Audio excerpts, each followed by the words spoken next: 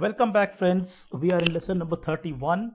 In lesson number 27 until lesson number 30, we looked closely at the concept of direction, the different blocks that are involved, and how we can make the sprite turn. Now, in this lesson, we are going to move forward and introduce a very interesting block, which is called the move block. Now, we'll see how and when to use the move block in Scratch.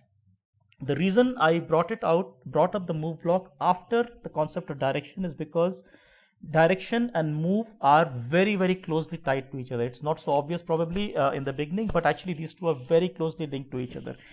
We'll see this in a moment, right? So basically I have put together a very simple code, just modified the code that we have been playing with, where I say, look, sprite, please go to 0 0, point in direction, let's make it, let's say 90, and thereafter forever move. I brought in this block, move block, and I've said move instead of 10, I have made it one step. Right now we'll see what this code does, and then we'll try to understand how to basically what is the move block and when do we really use it, right? So now notice what this code does is that sprite goes to 0 0, and thereafter sprite starts moving towards the right? Now why is it moving in this direction, right? Because remember, move is very closely linked to the direction. What move really means is that whatever direction you're pointing in right now, start moving in that direction. Right now, remember, right now the sprite is pointing towards 90 degrees. Now, as I told you in the previous videos, if you're not clear with the angle, no problem. You know that sprite is pointing up in the direction of this arrow, right? So sprite is pointing in this direction, and hence it starts moving in this direction. Now let's say the same code I had done,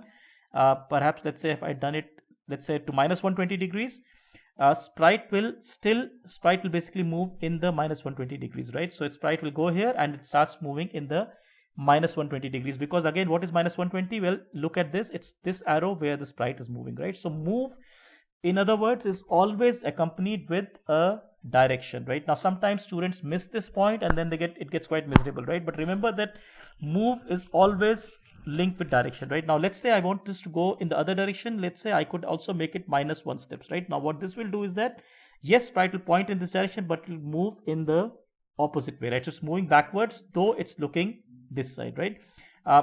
One more thing here is that, remember this rotation style I told you. Right now I've set it to all around, but sometimes it looks awkward, so we can indeed set it to say left right. In this case, sprite will point leftwards, but it will move in the minus 1 direction, because remember, the left right is only controlled, the direction is controlling which way the sprite is looking. Right now it's left right, direction is minus 120, hence sprite is looking leftwards.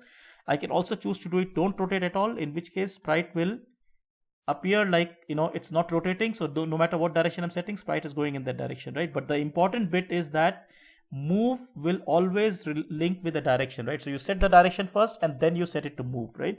And this is where we use move, when we know which direction the sprite has to go in, but we do not really know what are the x and y coordinates at that point, right? So that's where we do not use glide or go to, but instead we use move. We'll see many examples as we go along. Take care. Thank you very much. Bye bye.